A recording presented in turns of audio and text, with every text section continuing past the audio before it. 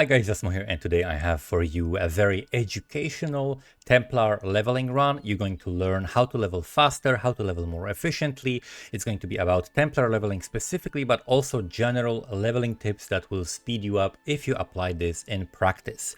I apologize for no sound, but I had PoE switched the sound device somehow with a patch and it didn't pick up on the recording, but I thought that the run was still very nice for educational purposes, so I'm still uploading this because I wanted to share it. I thought this is gonna complement the guide that I'm gonna be releasing later as well for leveling Templar specifically, and you can learn a lot of this. So we're starting with the Ranger Mule. The reason why we are muling a Ranger first, even though we're leveling a Templar, is to get access to the momentum gem. The momentum gem is going to speed up our leap slam and it's going to make us faster, making up for the time lost for the muling.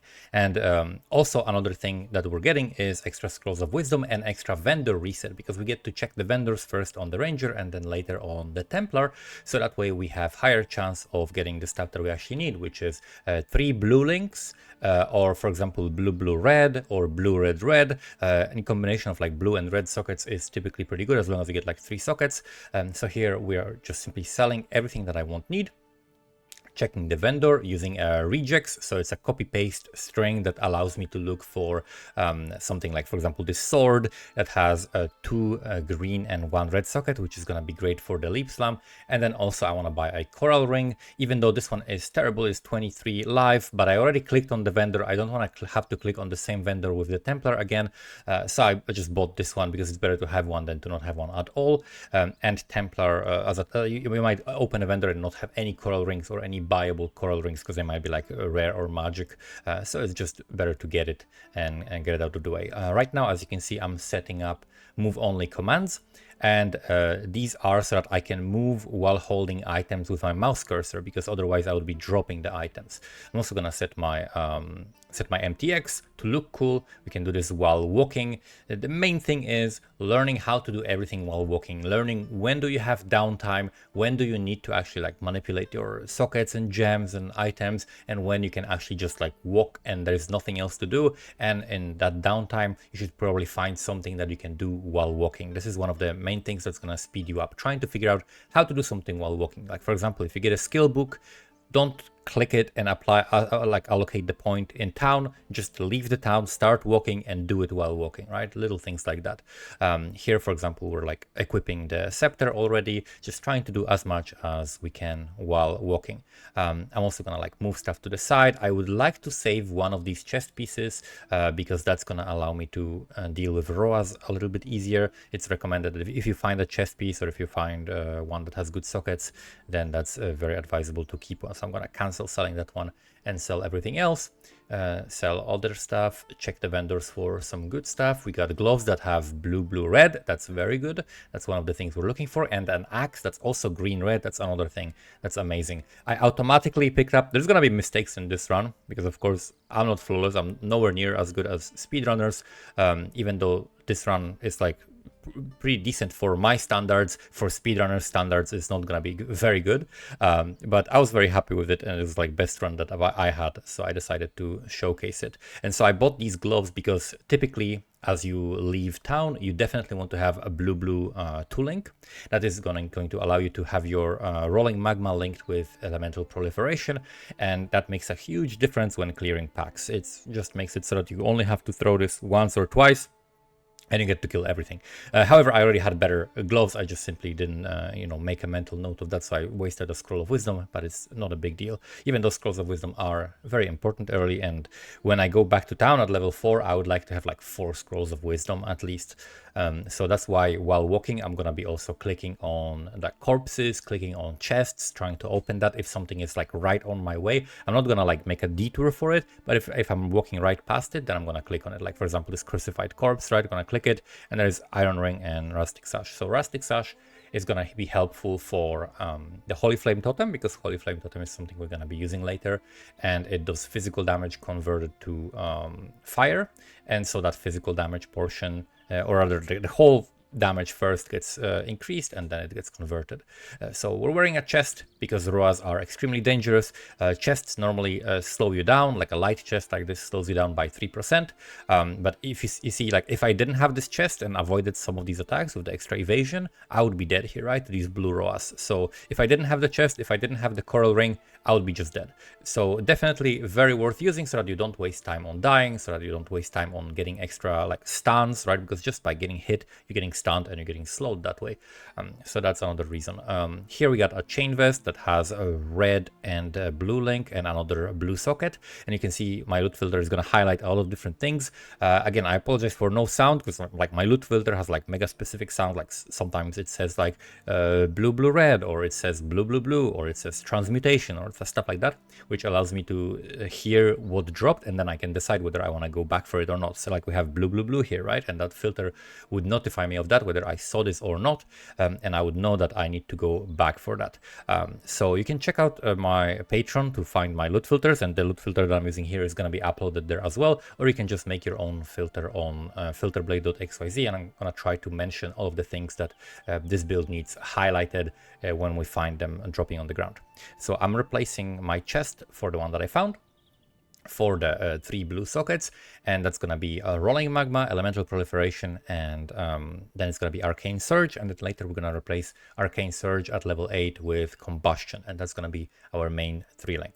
So we're going down to Tidal Island, going to ID these boots, and they have 2 blue sockets, which is all right. They don't have movement speed, but that's okay. Movement speed with this specific build is not as important. It's of course very nice to get it, and the earlier you get it the better, but it's not like a make or break thing. You can definitely have a solid time without getting movement speed boots, so it's not a big deal. The more important thing is getting the sockets. Definitely you should prioritize the sockets, and then secondary thing is the movement speed. So we're gonna kill this guy. Important tip is to try to double hit him, which means you want to aim right in front of the guy, not on top of him. So you want the ball to bounce in front of him and after him so that he gets hit twice.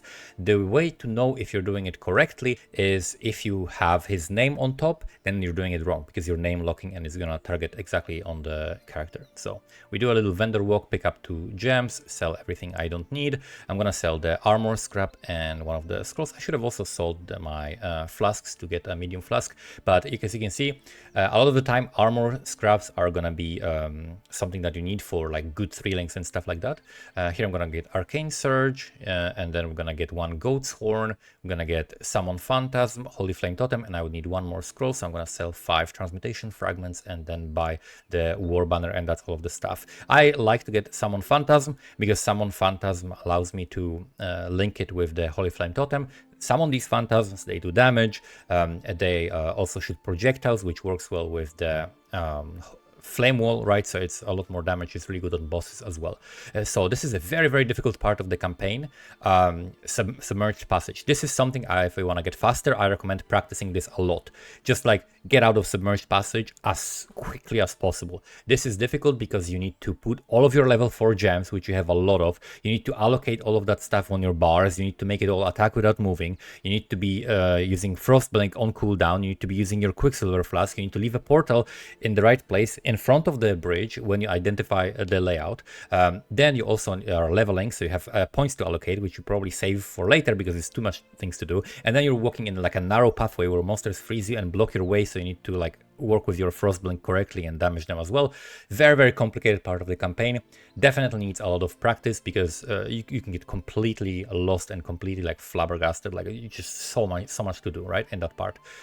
So definitely like take it easy with some of the gems, like practice this a lot, and it's gonna speed you up a lot. It can give you like 30 seconds like easily, because you're just not gonna be walking into all of the dead ends if you can pay attention to the way as well at the same time as like using your skills and putting everything together. So we managed to put all of our gems together, and now the important thing to do at this point is to figure out how to use your Frostblink efficiently. You want to Frostblink when you're on top of monsters so that you have a lower cooldown, and you want to make sure that you Frostblink on cooldown. Like as soon as it's available, you want to see if you can Frostblink and then Frostblink, right? This is something that's going to make a big difference. Like efficiency of using Frostblink, efficiency of using Quicksilver. Huge deal. This is gonna speed you up by a lot. This is the difference between like the people who are like speedrunners versus people who are like more just casual like me, who just like try to go fast but are not as good, right? So that's very, very important. We're also stacking the banner right now. We got another rusted hatchet. I like to pick that up so that I can later use Essence of the Woe, and potentially even if I like ruin it and fill in a prefix, then I can I can still have a different weapon, right?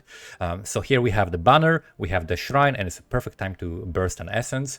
Usually it's very good to have like an essence or two on you, because if you find boots with good sockets, that's what you want to throw it on so that you can get movement speed on that, right? That's a very, very valuable thing. You don't want to like kill every single essence you see, but having like one or two at hand ready at all times is very, very nice. And also, yeah, Essence of Woe, very nice to throw on weapons, especially if you have doubles, because if you throw an Essence of Woe and you fill 3 prefixes, you have the increased spell damage, but it's not as good as flat damage crafted that we're going to craft at the end of Act 3.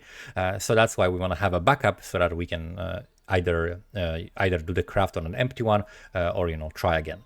Jade Amulet, this is another very loud sound on my filter. Jade Amulet, very, very important for this specific build. Your loot filter should highlight either Jade or like the intelligence, the strength, or the dexterity amulets, depending on the build you're doing, right? So depending on which one is important for you, you definitely should make it a very loud sound in your filter so that you don't have to waste a transmutation and you can find a good roll of it as well, right? Very, very useful thing to do. Here we're gonna kill stuff ahead of time. Very dangerous zone. This is a very dangerous area. If you just like Frostblink forward, you might just destroy yourself by hitting monsters that have Molten Shell, and you're gonna be in the middle of like multiple of them. They explode at the same time and one-shot you. So that's a very important thing to pay attention to. Yeah, and now we're walking through this again. Downtime, we press a Quicksilver Flask, right? We use our Frostblink, we see if we can manipulate our inventory, if there's anything that we need to put to the side. Typically what I do is I keep the staff I'm going to be using on the left side, then the staff that is like save for later maybe items all the way to the right, and then just generally to the right everything I'm going to be selling.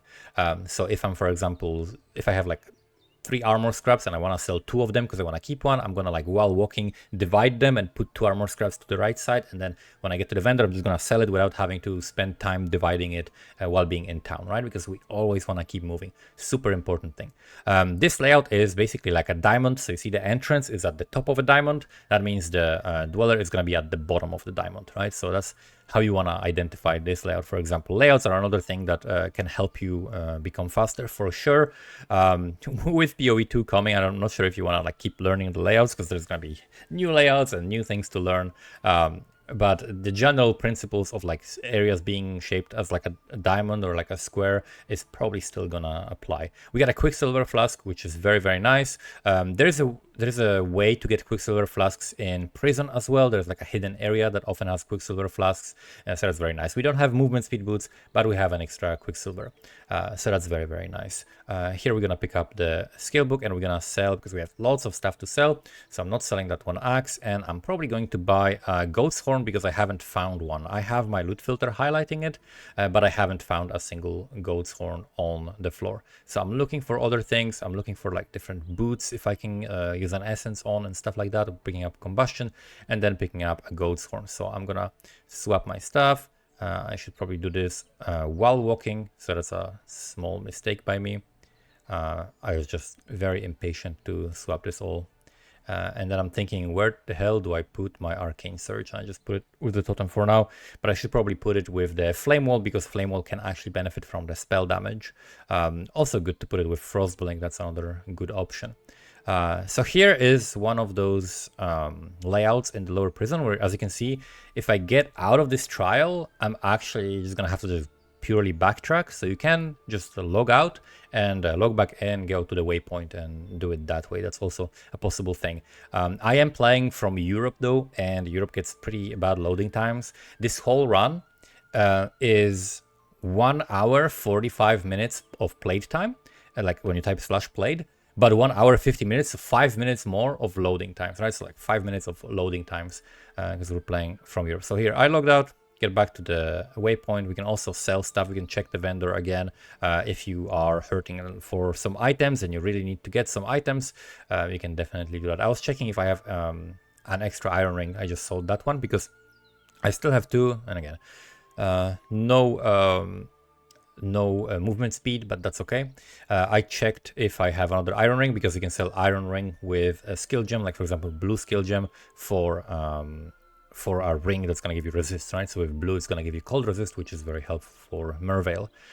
In this zone, you want to, for example, next zone, so upper prison, you're going to be fighting Brutus, so you want to be stacking your banner, and for that reason you want to prioritize killing things first with your flame wall and rolling magma rather than the holy flame totem. It's often easier to just drop a holy flame totem and keep moving, but holy flame totem kills do not count for the stacks of your banner, so you're actually not getting banner stacks if that's how you're getting your kills. So that's why I'm like prioritizing killing stuff with my rolling magma and making sure that I get the banner stacks so that I can get longer adrenaline for more damage. Unfortunately, I found the entrance very quickly, so I'm not gonna have a lot of stacks. And now what I'm gonna do is I'm gonna swap my weapons while walking, and first thing I'm gonna allocate to the bars of the weapon swap is going to be frost blink, so I could keep frost blinking while doing it, and then I'm gonna put everything else on the right hotkeys that I want for the weapon swap that I'm gonna be using for leap slam, right? So for my melee weapons that we're leap slamming with, I'm gonna be using the same basically layout of the keys and the hotkeys, and everything has to be also put on attack without moving. So that's why we're doing it in this, because it's like a long walk where you don't have anything else to do. So yeah, we're just setting this up, and again, I'm trying to get double hits while having some adrenaline up. And in general, you just throw the holy flame totem, you put the flame wall on top of the boss, while also making it so that the projectiles from the holy flame totem and the projectiles that you're throwing are flying through the flame wall, and everything at the same time dealing damage while you're getting double hits with the rolling magma is gonna do a lot of damage. So here we're picking up leap slam. I can ID these boots, but then I'll sell an alteration, because I actually don't need an alteration for a while. I'm gonna have a bunch of opportunities to get alterations later, but I do want to keep my options to spend the armor scrap for something as well. So I'm gonna keep this one and sell the alteration instead. We got a slightly better helmet that has a red socket, and that red socket, for example, is gonna be useful in the next act. As well as this act actually for the war banner, right? Because we don't want to keep it in the weapons, because we're going to be weapon swapping again. So typically you don't want to keep anything in the weapons. So you don't really care about the sockets of your goat's horns. You only care about sockets of at least one of your melee weapons for the leap slam, because you cannot leap slam with the wand, so it doesn't need to be in that. But everything else you want to put in all of the other sockets, right? So that's pretty important. I'm identifying the mana flasks, but they're all freaking instant, which is trash. You don't want to use instant mana flasks, because it just doesn't work well. You end up like filling your mana. You get very little mana recovery, and you're like, if you're still using it, it doesn't have a persistent effect, so it's not very good. Now we're going through the prisoner's gate. I'm still level 9, I think, so I still don't have the leap slam available, but it's gonna be available soon. In this zone, we run it slightly different now than before. You don't actually even need to find this waypoint. The waypoint is completely unnecessary. All you need to do is find the cave. And when you find the first cave, you leave a portal, and then you move on to the next waypoint. That's how we're doing it now. So now I'm going to put on a leap slam. I'm going to put it on the bars to make sure that it's on attack without moving. And now we can leap slam and just hit stuff while leap slamming. So here we're going to relieve a portal and then go to look for the exit out of this zone for the next waypoint. And from that waypoint, go back to town, through the portal to the cave, automatically get teleported from the cave to the Fairgraves, kill Fairgraves, log out, and then after shopping and stuff like that, we're going to be able to just enter the waypoint forward, right? So very efficient way of doing this. We got essence here. I'm not sure if I want to kill it. Oh yeah, this is essence of hatred. I was like, I'm gonna kill it, and then I think it's fire resistant or extra life or something, and I noticed that it's basically just not taking damage, and I'm like, oh fuck that. Yeah, it's like fire and ignite resistance. Fuck that. There's just no reason to waste your time spending so much time fighting rare that's like fire resistant. Just completely skip that. Doesn't matter what it is. Like, it's not gonna be rewarding. It's not worth it. It's never worth it. Yeah, so we're just going back to the ship's graveyard, to the graveyard cave. And again, this zone can be like a complete labyrinth, but the way to navigate it is, again, think of as a diamond. So you can see this is at the top, entrance is at the top, so the exit is going to be at the bottom. So we're looking to go like straight down, right? And it might be like a highway diagonally to the left first and then to the right. Either way, we're gonna end up at the bottom of the diamond. So that's what we wanna do, right? This one is very convoluted, but still it has to now go to the left and then down to the right and then to the right, right? So we know where it goes. I went back for the portal and wisdom scroll, because again, my loot filter notified me, which you cannot hear, unfortunately, but it is what it is. One thing that here is lacking for me is flasks a little bit, because I picked up the mana flasks, but they're unfortunately really shitty. Again, I went back for transmutation because I heard that it was a transmutation on the loot filter. Here I tried to avoid, if you time your leap slab and frostblink well enough, you can often avoid this cold snap freezing you, but all the time it is still gonna freeze you because it's an instant spell, right? It has like only slight bit of delay of how the boss is targeting you. So here we're gonna stack our banner and we swap to the wands because we're doing like a single target damage fight, right? So we swap to the wands. Again, instant flasks, just terrible luck with the flasks. I'm gonna pop adrenaline, kill this guy really quickly, pick up everything we can, and log out back to town. And from town, again, I wanna sell everything, check for the good links. We want to make sure that we pick up the skill book. We can pick a blue gem as a reward because we don't need the actual gem, but we can use it for... oh, why did I say that? Did I sell the 2 transmutes? I think I did sell the 2 transmutes. I think I did need a... I didn't need to sell both of them. I could have just sold one of them. I think it would be completely fine. But I do need some scrolls because I need to buy a blue skill gem, right? So I can buy a blue skill gem. And for a moment I was confused because it was like a leveled magma orb. I'm like, am I selling my actual magma orb? I'm like, wait, what? Rolling magma? Am I selling my actual thing? I'm like, no, okay, it's fine. It's the one that I bought that is already leveled. So we sell also this. And I don't need anything else, so we just, while walking, put it up, and we have some cold resistance, so the fight should be perfectly easy. The only thing I'm missing is just like some good flasks. The passives and everything is going to be in a POB that's going to be linked in the description. So if you cannot follow the passives, it's going to be there. But also I'm going to make a separate guide that's going to be shorter, just like everything explained, as in give you a checklist of like which sockets you're looking for, which gems you're looking for, what's the passives and so on, how to transition and swap to different skills. But this is meant to be like a more overarching overview, like with like lots of tips and stuff that is related to overall leveling as well. I'm opening this mostly just like to get the XP and maybe get some flasks because I'm also looking for that. But mostly I should be just like leap slamming forward and not worrying about anything because I think we are level 12 now. Yeah, level 12 is perfectly fine. Level 12 is a good level to tackle Merveil. You get good passive points allocated. So yeah, it's completely fine. Here we want to shoot these guys, like we want to just like throw one magma orb at them.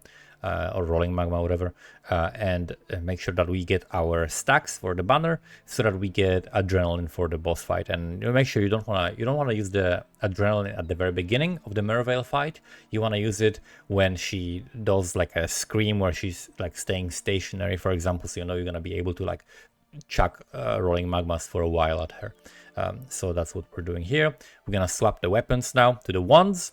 And we're gonna make sure that we're doing maximum damage, shooting in front of her. I did use the adrenaline shortly after she spawned, and you can see she's half HP already.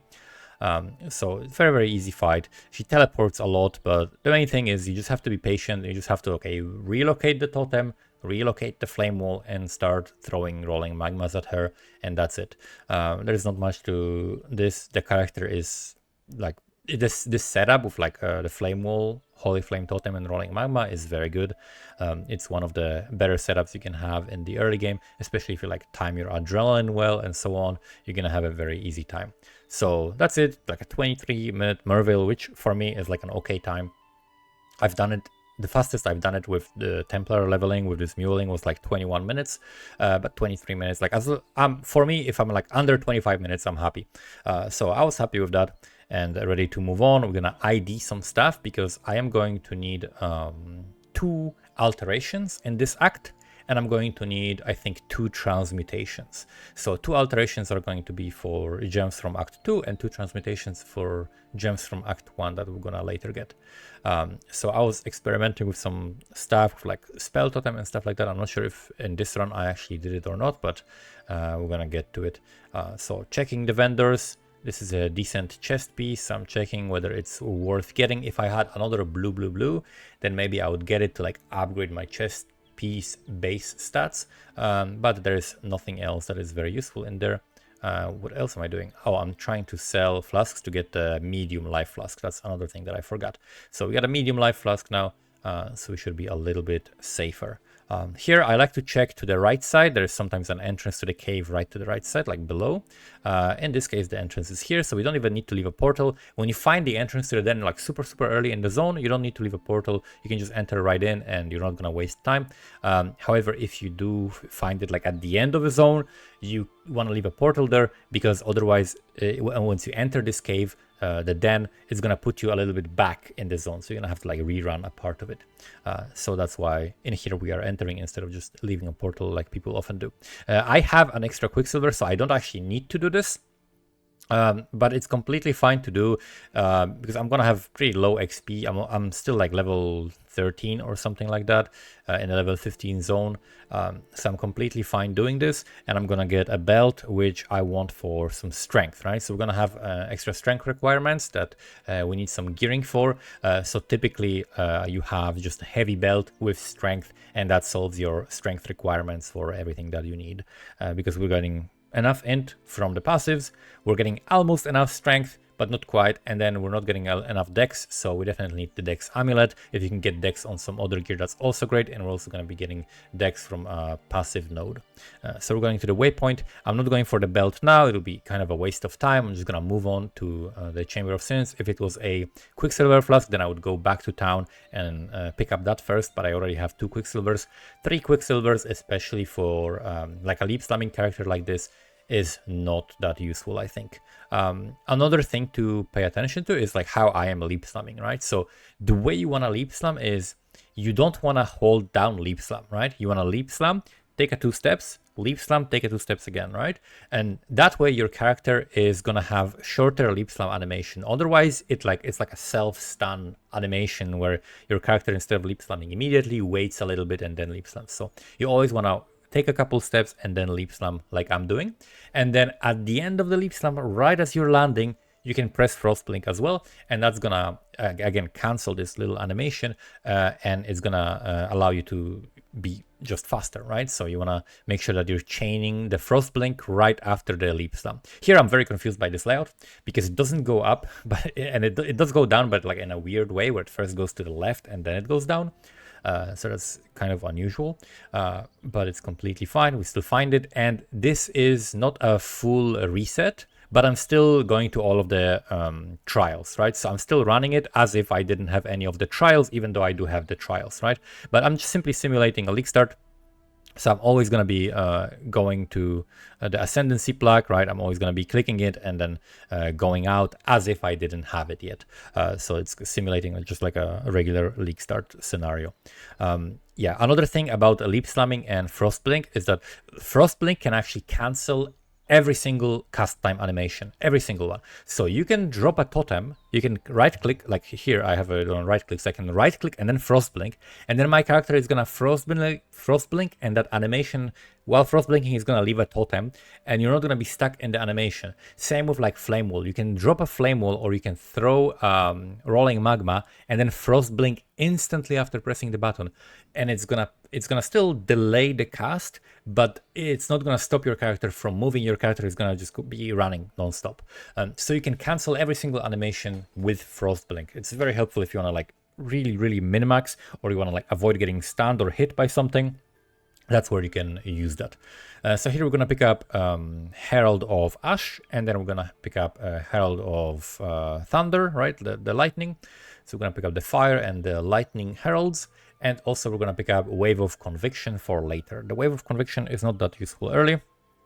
You could link it with the spell totem earlier and use that.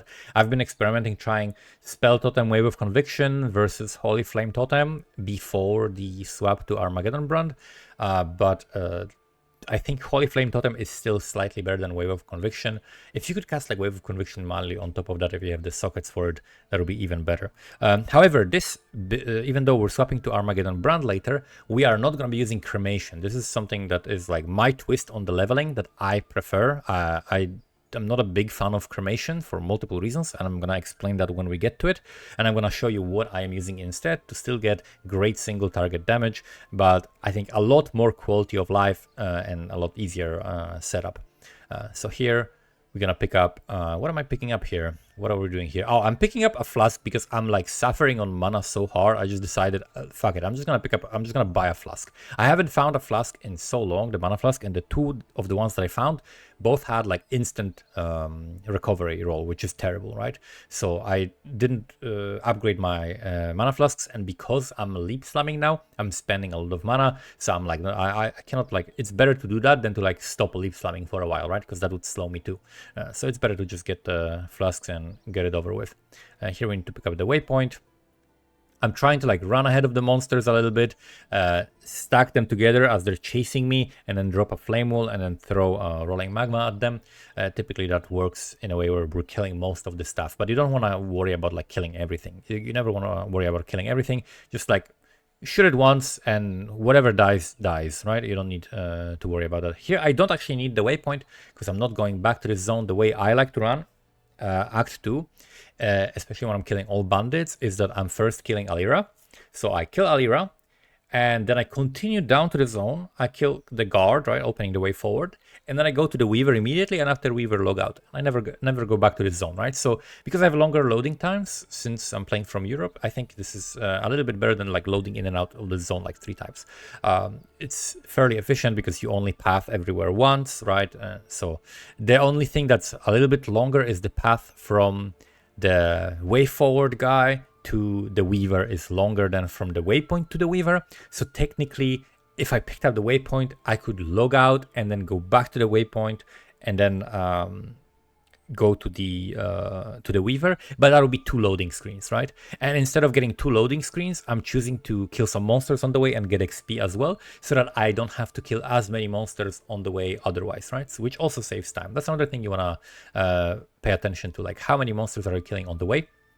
And if you're spending like time running somewhere, right, take advantage of the fact that you have monsters there to kill and do it in an efficient way, right? Skip killing smaller packs and only kill the bigger packs, and monitor your XP. This is a very important thing to learn, and it comes from experience. There's nothing else you can do other than practice.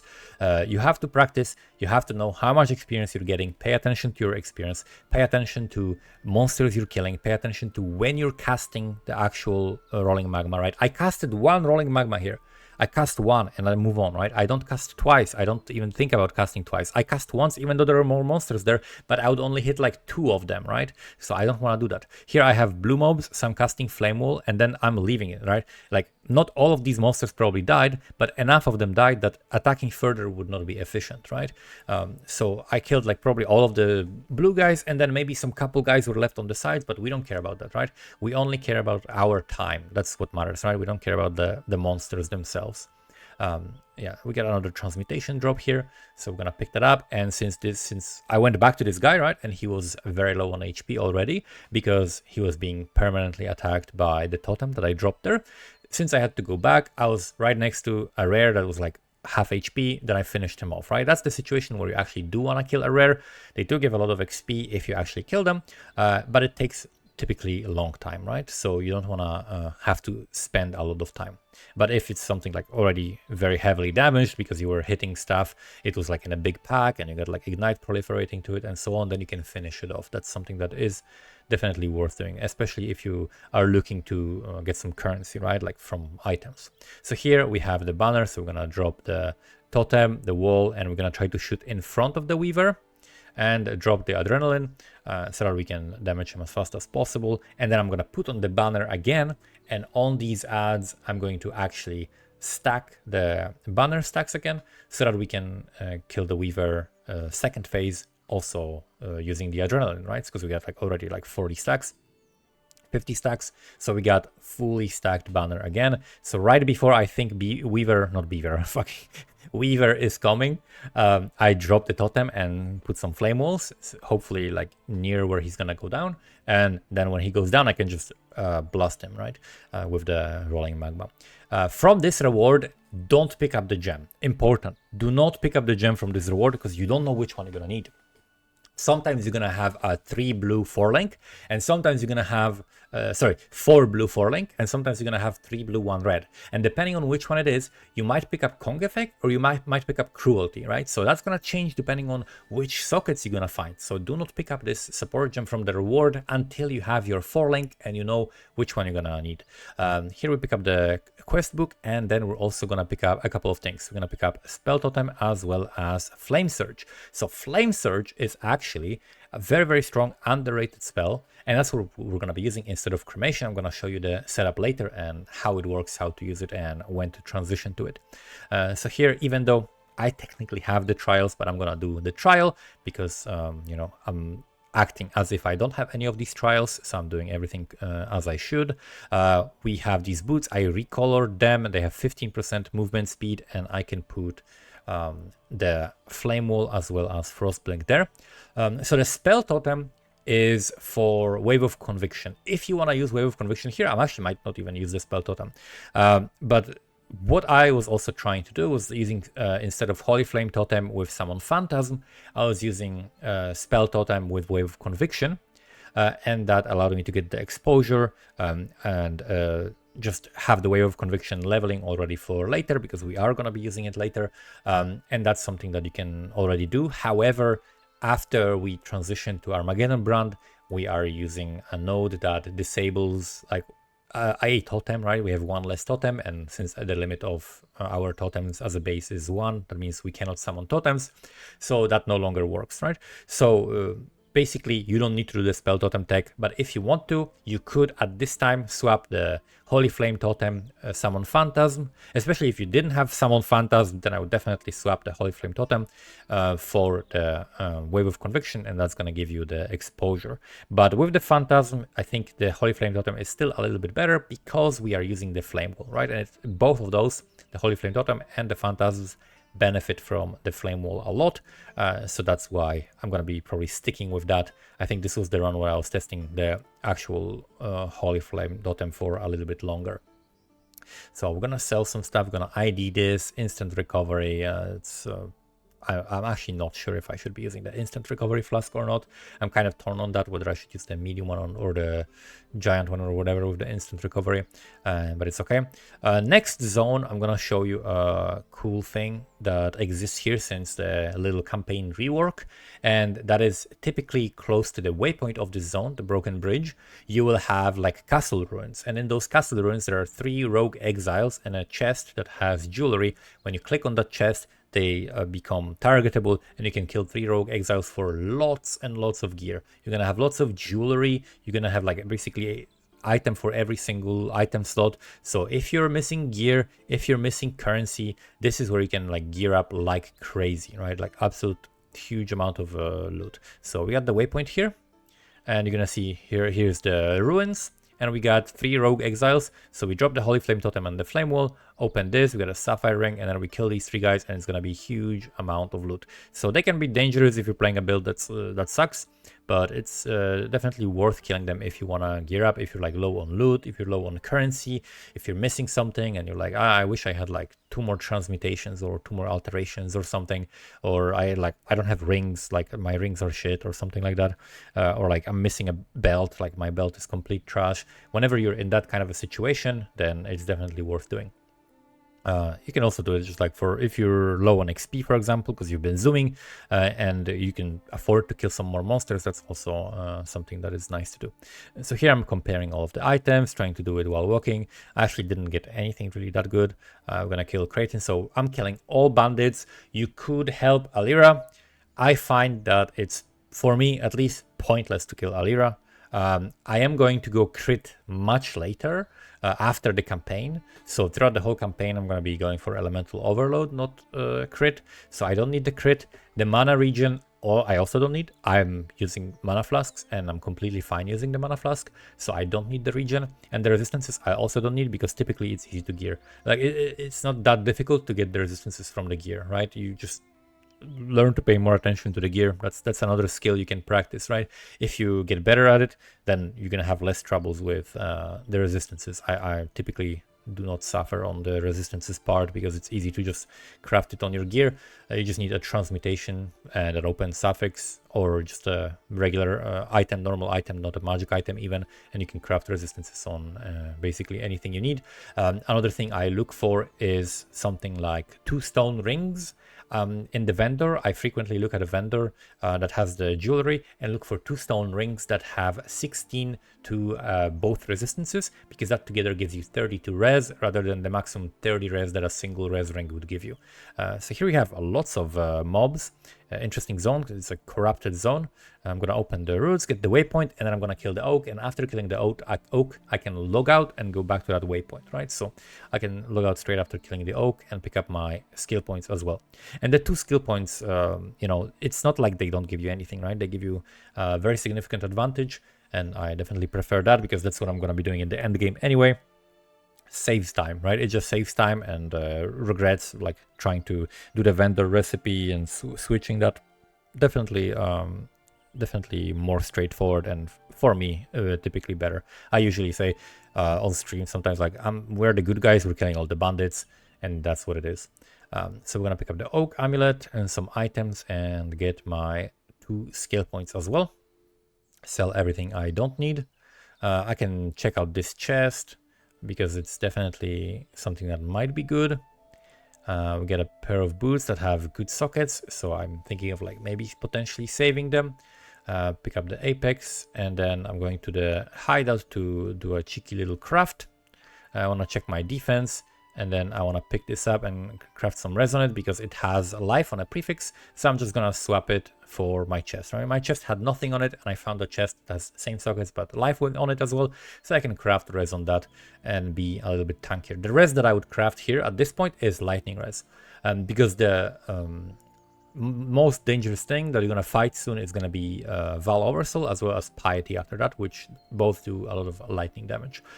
Here we just picked up the mastery that gives me 60% increased damage when I'm holding 2 different types of weapons, and that's why we have a sword and an axe. So now my melee weapons are on par with using the wands, so I do not need to swap to wands anymore if I'm doing single target damage.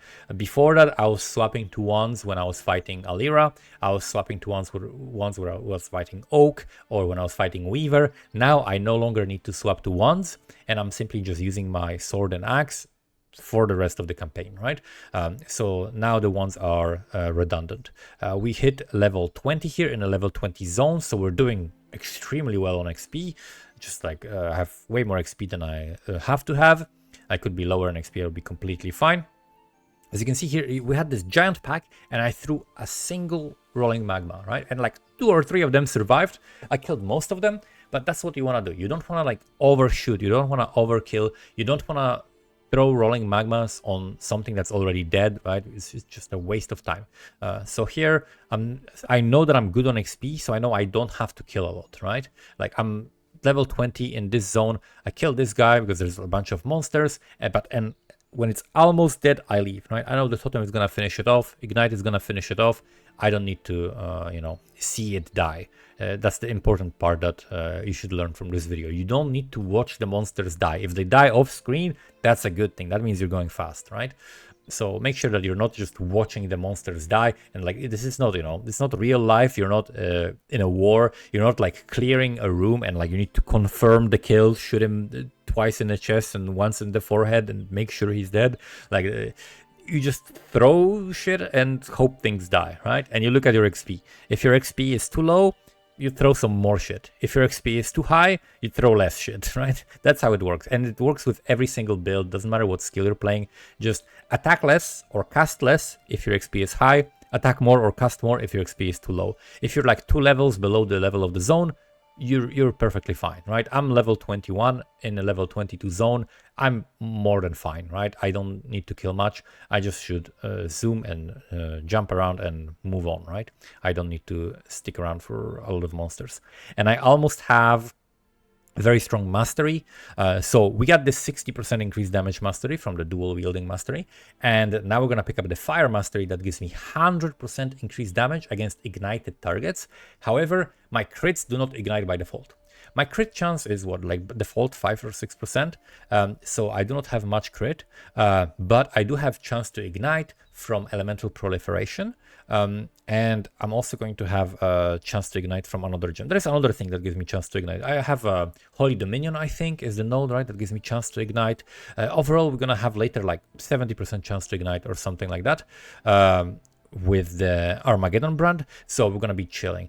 Chance to ignite is going to be enough for us to keep consistent ignites on single targets, so that we have this 100% increased damage bonus applying at all times. Here we got some stragglers. I have to go back because we had a dead end. In this zone, people will often say the entrance and exit is at opposite sides. Not always, as you can see, right? Sometimes it's on like side by side, right? Sometimes it's to the left or to the right, not just up if the entrance was at the bottom, right? So it's simply on another corner of the zone. That's how you want to look at it. On some other corner of the zone, there's going to be the exit, and oftentimes it's going to be on the opposite corner, but it's not always on the opposite corner. So we got another pair of stairs, and after that it's going to be the entrance to the apex, and we're going to have like a 46-47 minute eval. I would love to do it like under 45 minutes. That would be like a good time benchmark for myself, and you should figure out what are good benchmarks for you. The best thing you can do to start improving is to literally start measuring, right? Start measuring. Get was life split, get any other like application that times you, or like consistently do /played and write down like what times you had and try to beat your own times, right? Don't try to beat my times. Don't try to, just like I'm not trying to beat Tight Eye Killer's times, or no, I'm not trying to beat Havoc's times, right? I'm just trying to beat my time, right? And trying to get better myself compared to what I did before. And this is my personal best run on the Templar, and I haven't been playing much Templar, right? Like this is the first time that I started like actually leveling with Templar this way, because I typically level with some other stuff. I like making my own leveling setups as well, but I haven't given this one much of a try, but now I did, and now that I did, I'm very happy with how I did in this run. We killed this guy, 46.5 minutes. We go back to town because it takes a long time to open the way forward, and we can check for some items, right? We can organize our inventory a bit, sell the stuff we don't need, check for 4 links. 4 links appear from, I think, level 25 when it comes to the item level, right? So as soon as you can see items of item level 25, then you can see 4 links, and that happens basically at this time of the game, right? So when you're like level 22 even, I think you can start seeing them because they go up to like +3. So here I have a ring. I'm gonna craft some lightning res on it, and we can craft it on some other gear. We can craft it also on the belt. We craft some fire res. I look at my resistances. I'm missing some fire res. I can craft this, craft some fire res as well. And we're going to be sitting pretty on the resistances. Again, lowest is now the cold res. Cold res is very important to get enough of, because if you don't have enough cold res, then the library is going to be very difficult. So I'm capping my cold res. I have capped the lightning res. And what the hell do I need bandits for, right? Like, I didn't find really great gear. I have like just average gear. I wouldn't say this is like terrible, but it's like normal. It's not good. It's not like I'm not happy about like any of the pieces I have. They're just like, oh, I got boots with movement speed and I could craft on them. All right, that's good, right? That's a good item. But all other than that, it's just like nothing great, nothing special, right? This is what you would on average probably end up with, right? You might have slightly less life, you might have slightly less resistances, you might have 10% instead of 15% movement speed, or you might have better gear, because again, it's like an average outcome, I think. Here, one trick you can do is actually pick up your chest. You don't need it. Typically, you will have like your 3 link here with the damage setup, not an aura or anything. So you can just walk through here and put it on after you finish walking, right? So you're just like 3% faster. Why not? So here, we're looking for the crematorium. I was thinking I'm a genius here, I think. Did I do this in this run? No, I think one of the runs, was it this run or another run? I think one of the runs. Oh yeah, in this run, I was thinking, wait, why don't we leave a portal here, right?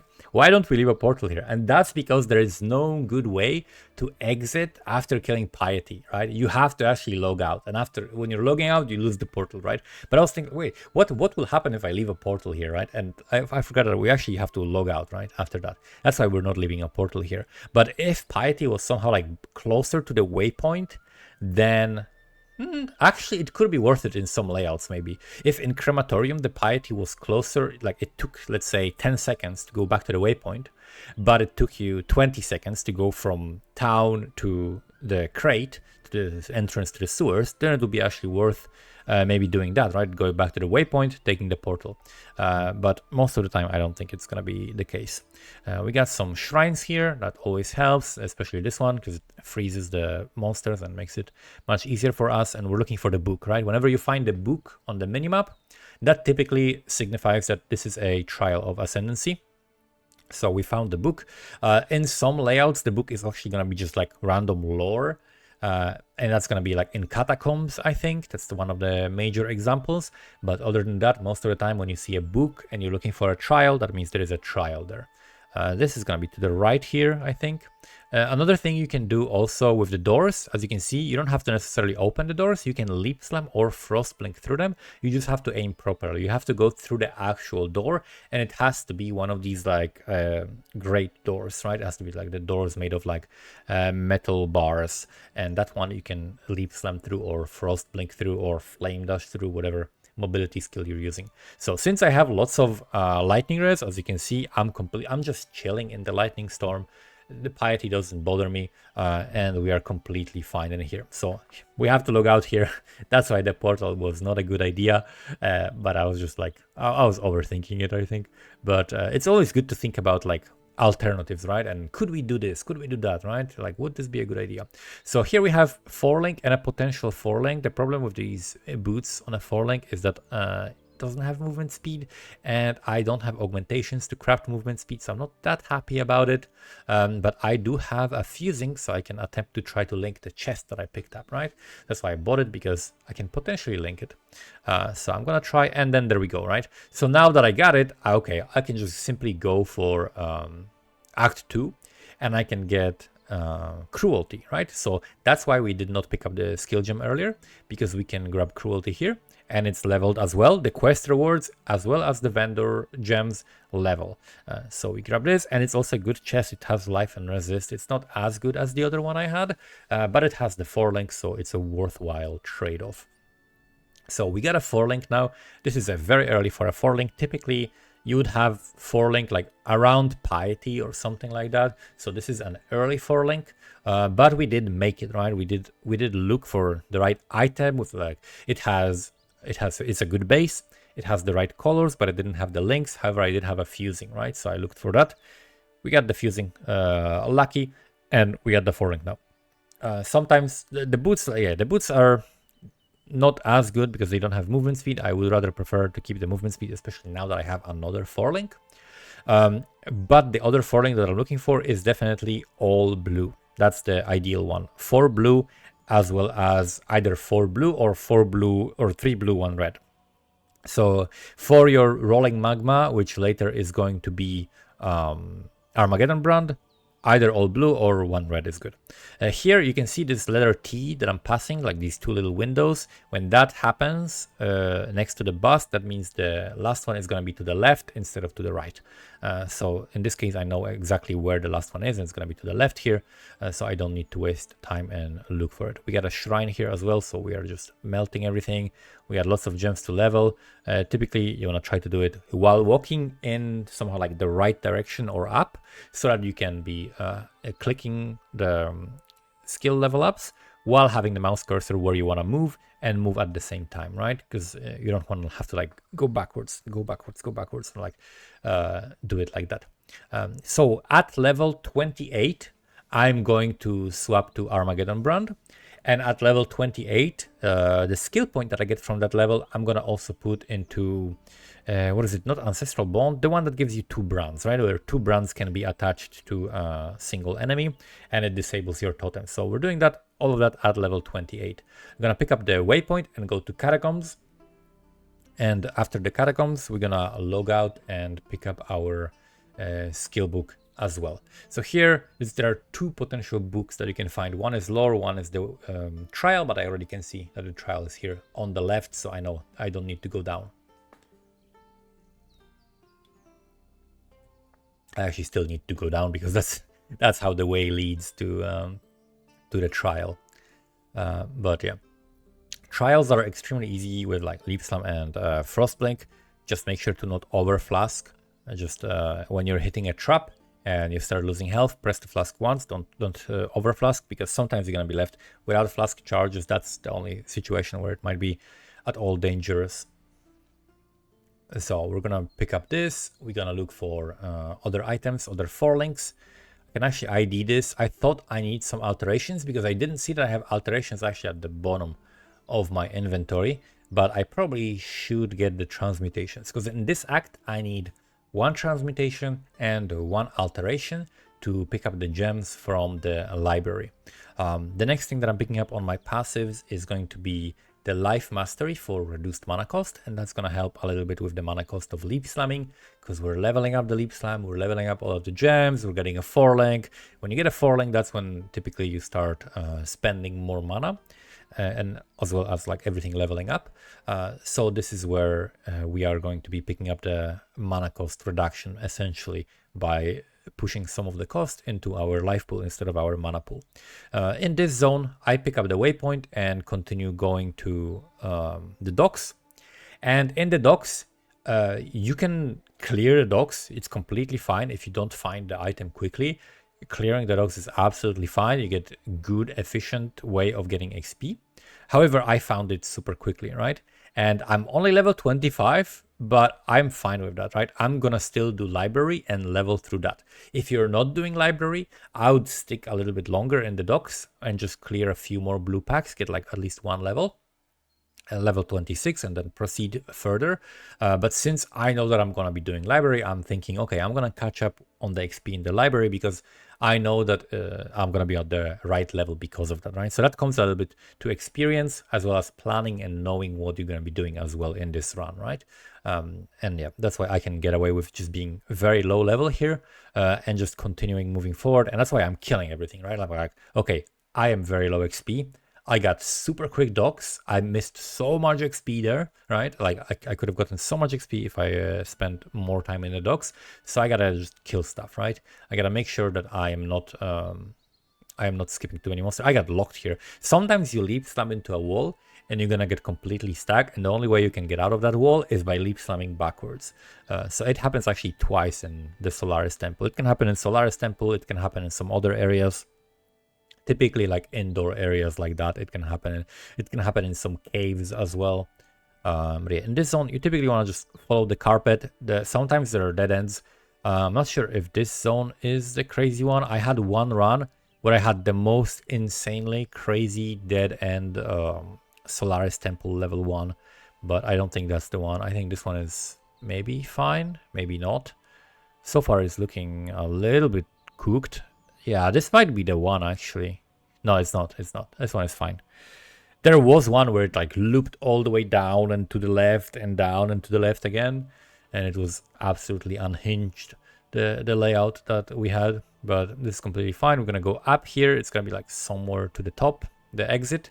And then one thing I didn't do in this run that you would do on a fresh run is pick up the recipe, which I'm gonna use. But the recipe is in the side room, right? It takes like 5 seconds to get it. So that's one thing that I did not do. I cheated on that one. So you pick up the waypoint here. If you want, you do this. Oh, I logged out here accidentally. I just spam clicked, and I thought I already clicked the quest item. And so I luckily picked up the waypoint. If I didn't click on the waypoint, I would have to rerun this whole thing. So I would be very sad. But that's why I did pick up the recipe, I think, because I just like completely was out of it. Because I got so flustered by logging out there accidentally. So we got an amulet that is no better than what I'm wearing. So I'm not gonna be wearing it. I think the one I'm wearing is also 25 dex. Ideally, you wanna get like 30 dex because you are going to need a lot of dexterity for the gems we're gonna get. And the first thing I'm gonna do here is go to the library. Since I'm level 26, I need 2 more levels to get my Armageddon brand. So I'm just gonna do the library, get my gems, and that way hit level 28, kill Gravicious, right? To get the skill gem, and then I'm gonna swap to Armageddon brand, and that's gonna be it. Some killing stuff on the way, trying to find the library. We got some magic mobs, so I'm killing that because magic mobs give more XP. We dropped something. Oh, there's a 4-link here. So we dropped a 4-link. I'm gonna try to look for chromatics now, right? I have 0 chromatics, and I have an item that would definitely benefit from chromatics because I can make it 4 blue, for example. If I can make it 4 blue, that's going to be my 4-link for my Flame Surge setup. So that's why I'm going to be definitely on the lookout for chromatic items, and I'm going to prioritize picking up the chromatic items at this point. You always want to have some kind of a plan, something you're working on in terms of your gear. You want to be like, okay, my boots are shit, no movement speed, no resist. I'm gonna look for boots, right? And what do I need for boots? Okay, I need maybe an essence, maybe look for vendors, maybe get augmentations for movement speed. So that's what you're gonna be looking for. You always want to like make sure that you're thinking about what is my weakest item and how can I upgrade it and what do I need to be doing for it. And you should do that while walking, right? While walking, while running, you should think about, okay, hover over your items briefly, see what is the weakest link in your gear, and see what you can upgrade it and think about how you can upgrade it, right? Maybe you need to start picking more items because your resists are shit, but you do have open suffixes, right? You have items with some life, but no resistances and open suffixes, and you don't have transmutations. Then you need to pick up more items, right? And get the transmutations so that you can craft the resistances. You always want to think about what do you need to pick up, what can you skip on picking up. If I have like 15 transmutations in the inventory right now, I need to know, okay, stop picking up items, stop even picking up transmutations, don't go back for any transmutations, right? Just chill with that and just keep running, right? Save time that way. So you always want to know what are your goals in terms of the items. So now we'll go into the archives. We're gonna here level as well, kill a bunch of big skeleton dudes. And the gems that I'm going to be getting from the library are going to be, you can get fire penetration from the reward, although you're most likely not going to use it because you have better options. So yeah, here I get stuck in the wall again. You're most likely not going to use the fire penetration, but you can pick it up. You can also pick up haste, and that's the main reason why we are doing it, to pick up the haste aura, to give us attack speed for our leap slam, cast speed for our Armageddon brand and flame surge, as well as movement speed just for general mobility. So we benefit from all 3 aspects of haste. That's why it's pretty efficient on this character. And the second gem we're gonna get is faster attacks. And faster attacks is gonna be linked with leap slam for basically just faster movement. And that's the reason why we have a one-handed weapon with green, red, 3-linked sockets. And that's something that you wanna put on your filter and make sure that at all costs you get. It's like hugely beneficial. If you don't want to do that, you could skip the library.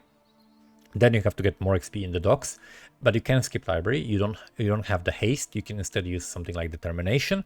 You can use something like anger for the damage, right? Which is probably what I would use. And you can simply skip the faster attacks, and you're gonna save time because you're not gonna have to do the library, but you're going to be a little bit slower, right? In my experience, it is a little bit faster to get the haste and faster attacks, and it sets you up for later a little bit better, right? So I prefer doing this. I tried doing it both ways, and I did it a couple times now with the library, and I do prefer the way of doing the library. So here I am missing a red socket for Holy Flame Totem, but Holy Flame Totem is, I'm thinking of like swapping the gems. I'm like, actually, let me get level 28 first, right? I'm gonna like swap it back. Let me get level 28 first. Then I don't need the Holy Flame Totem at all, and I can simply do the other thing. This has strength as well. And I'm like, okay, maybe I can replace this belt and use this, but I noticed that I actually have pretty decent belt and I do need actually more strength than what I would have from that leather belt. So we talk to Siosa and we get the fire pen, and then we get the haste as well as faster attacks, and we use them right away. Typically, you're going to have an easy time getting a green socket in your weapon, and since we're not swapping the weapons anymore, it is completely fine to have that aura in the weapon. So here I'm trying to like reorganize some shit. We got the Arcane Surge, so we can swap. So we got Arcane Surge, Flame Surge, then we have, then we can also get Elemental Focus and Faster Attacks. So that's the 4 link for the Flame Surge. Faster attacks, Elemental Focus, Arcane Surge, and you can just keep leveling the Arcane Surge. You don't need to keep it at low level. So for that, we need 2 alterations as well. So overall, 3 alterations and 1 transmutation in this act, I think, is the amount of currency that you need. And now we're gonna hit the level soon, and then we're gonna swap to Armageddon brand. So I think I'm level 27 currently. I'm picking up a bunch of chromatics, fixing my chromatic situation, and we got the shrine, so we're gonna be able to kill Gravicious a little bit faster. That's very nice. Gonna get a bunch of XP. I should have the curse setup as well as Wave of Conviction setup, but I have not swapped to it yet. However, I'm completely fine because we killed the Rosh. Actually, no, I think I am level 28 maybe. Am I? Yeah, I am level 28, so I can swap to that now. So we swap Armageddon brand for Rolling Magma, and we are Gucci. And then we don't need the Flame Wall anymore. We can just use Wave of Conviction, as well as Flammability. Flammability I can put instead of the Summon Phantasm again, because the Summon Phantasm and Holy Flame Totem are no longer needed. So we're chilling. We got now the Wave of Conviction as well as Flammability for debuffs. And later we're going to combine them into one button. But for now, they're going to be in 2 separate buttons. So you got 2 buttons for debuffing things.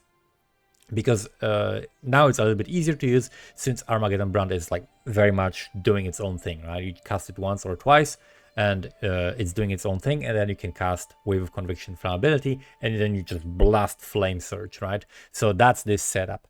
So we have 2 4 links now. With this, I'm level 28. I'm gonna get my double brand setup soon after I kill a bunch of these monsters, and this feels so good for leveling. This is the most like insanely comfy setup. It's super powerful. It's very fast clear speed, very good single target damage. It's just one of the best leveling setups, if not the best leveling setup that there is in the game. So super fun to play with.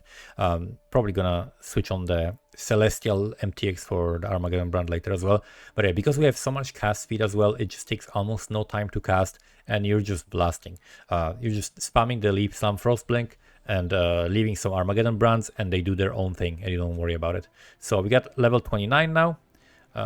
I'm stuck a little bit frozen by this, so now we allocate this Rune Binder. That's the name of the node, yes, Rune Binder. So now we cannot summon totems, but it doesn't matter. We don't need totems anymore because we have the brands. So now 2 brands can be attached to a single target, increasing our single target damage mainly. That's what it's there for. And then the plan for this character is to do some sanctums and maybe swap to Penance Brand of Dissipation or something like that. So that's why I am practicing leveling this, but it can be used for anything you want, right? This is just like the fastest way to level a Templar character no matter what. When it comes to doing the Labyrinth, right? When it comes to doing the lab for your Ascendancy, this is something that I prefer to be doing a little bit later in Act 4 when we were like around level 33, approaching like there's a waypoint that we pick up and we go to the lab. This is typically a really good time to do it. I'm going to show you exactly when I do it and how. We got to go backwards because this is a nasty dead end that we've hit, but it's completely fine. But from now it's just zooming. Like this is the fun part. We got the haste. We got the faster attacks and momentum leap slam. We got fast weapons. Another thing I can do now is craft damage on my weapons. So I would need 4 transmutations for each of the weapons. And when I open inventory in a second, maybe we'll see how many transmutations I have. But I should have like 5 transmutations or something like that. So I can craft at least one of these weapons. And that's going to give me also a huge amount of damage, right? If you do everything correctly, pop adrenaline and set everything up and debuff the mobs, you can just melt anything that's on your way. So it's very, very comfortable to play. This layout is also much nicer to navigate with Leap Slam because you can constantly like jump through these fences, right? You don't need to open the doors, you can jump through them and you're just like very, very fast.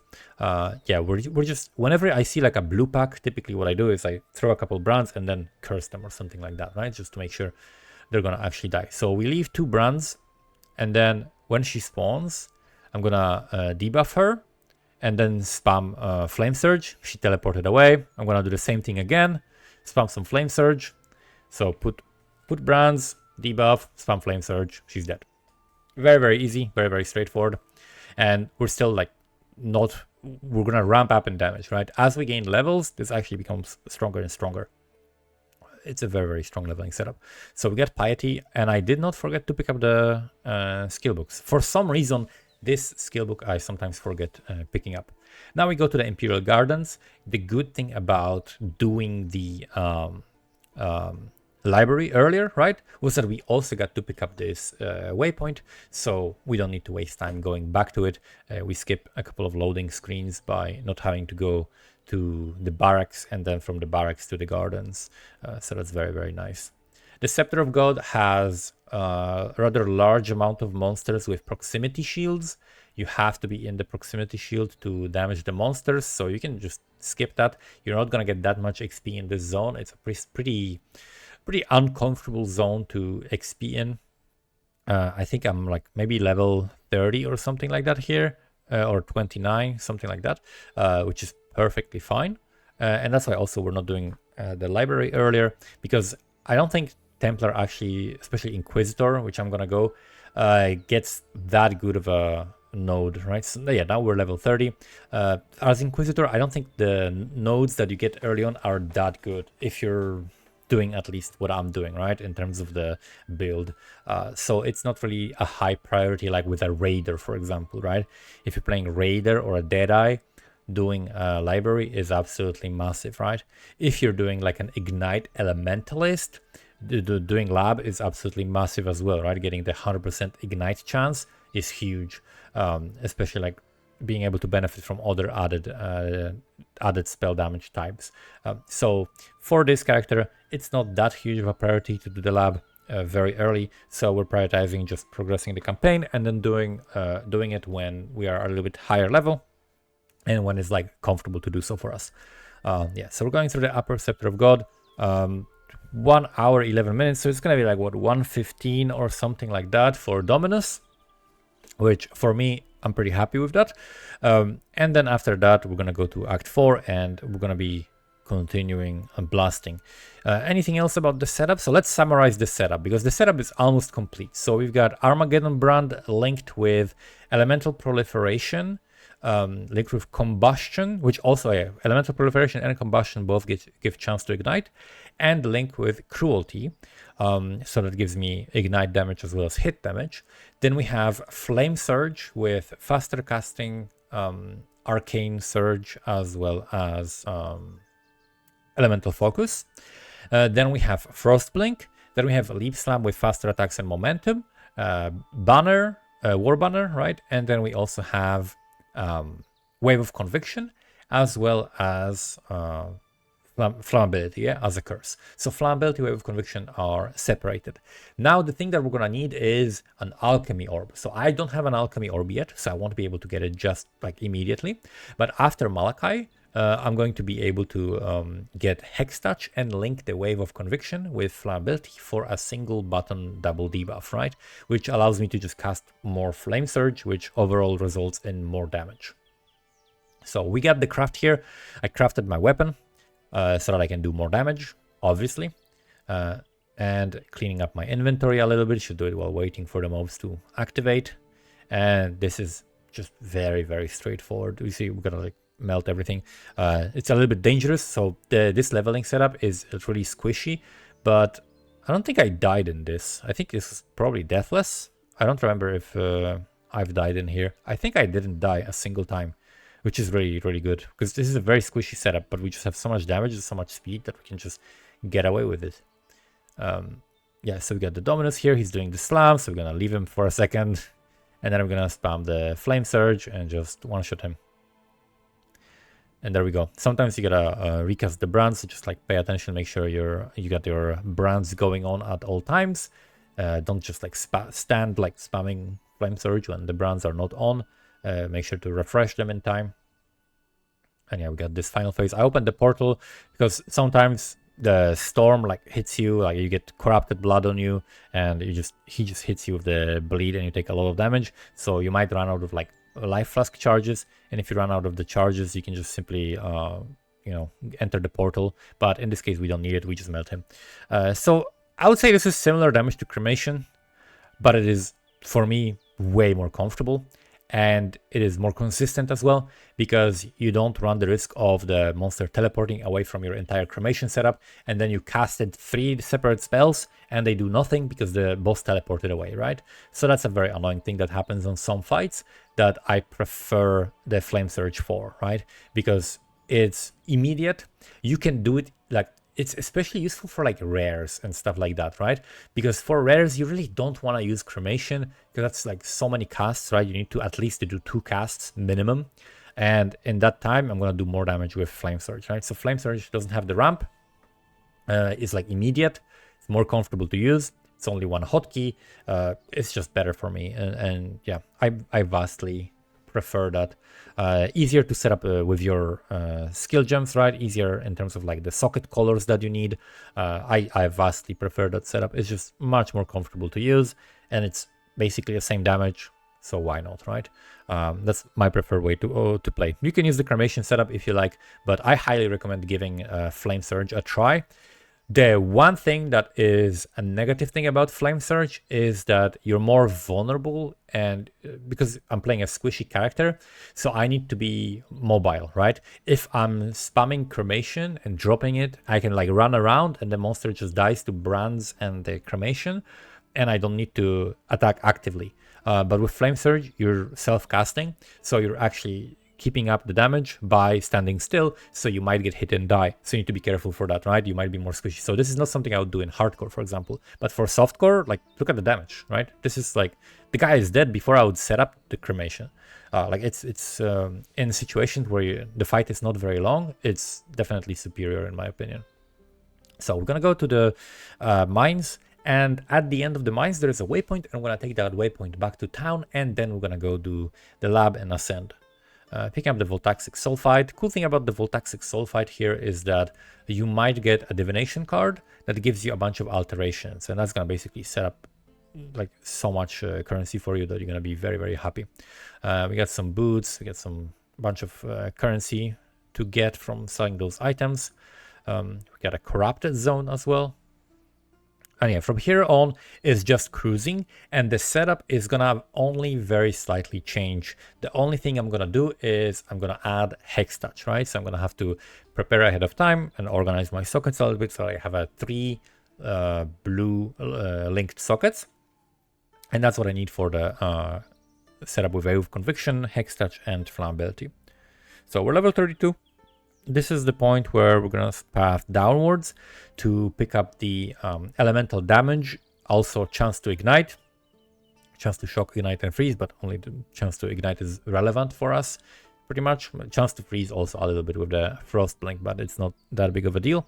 And then we're gonna pick up some life nodes, get the life mastery for 50 life, and after that, the next thing we would be doing is getting some like aura reservation stuff to fit Herald of Ash, for example, again for a little bit more damage and more clear. I got frozen here, but still didn't die. I think the run is still deathless, so that's very nice. And yeah, like just being able to cast like a couple of like flame surges on top of the mobs is so helpful, right? You get the burning ground as well, and you get just the DPS, right? Like DPS is huge on ignited targets. You can also get something like, what is it, Immolate, I think, right? The support gem that gives you flat fire damage on ignited targets. You can put that instead of Arcane Surge or instead of faster casting with your Flame Surge, and that's gonna give you even more damage. So that's another link that you can use. Passing through the crystal veins, just like dropping brands on people's heads and leaping forward. That's the whole playstyle.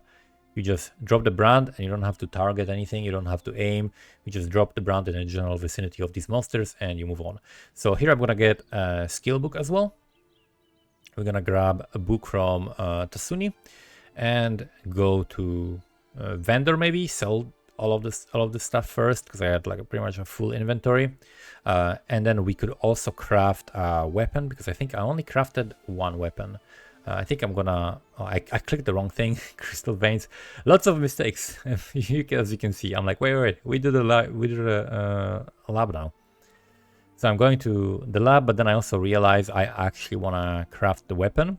So I'm gonna take the waypoint from the Aspirants Plaza to my hideout, and then from hideout back to Aspirants Plaza. That's a more efficient way than just to go back and forth. So I'm gonna craft on this. We got fire damage, and then I think I'm comparing, right, how much damage I'm doing. I wanted to, maybe I checked it before, I think. No, it was the run before where I checked. I was looking at like what gives you more damage, like this low roll of the WoW essence or the flat fire damage to spellscraft, and the flat fire damage to spellscraft was noticeably better in terms of like the numbers and the DPS.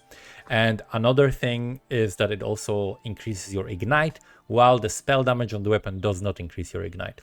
So while it's nice to try with these essences on these weapons, the craft is still better. So that's why I would only use the essence if I have a spare weapon where I can later replace that spell damage weapon with a crafted weapon. But if you do hit an empty prefix, then you can just have both, right? And you have the increased spell damage as well as the flat fire damage to spells, which is very, very nice. Izaro is super easy. Gotta be a little bit careful, but my life is actually not that bad. Like, I have a decent amount of life. I got a little bit better at gearing. I think I'm still pretty bad at gearing my character during the campaign. But I'm not as bad as I used to be. I used to be way worse. I used to run with like complete trash gear, but I think I'm doing a better job of like looking at items, optimizing them a little bit better, crafting them a little bit better, and finding the ways to get slightly better gear, slightly more life. I used to have like 600 life going to this. It might have also to do with pathing as a Templar. However, I'm not actually picking up that much life, right? I only have like one life wheel and no life mastery yet for the 50 life. So it's actually probably just mostly the gear. And that is something, again, that comes with experience, right? Knowing which items to pick up, knowing, like, you know, when to take time to identify things on the way, figuring out which item is your weakest piece, and so on.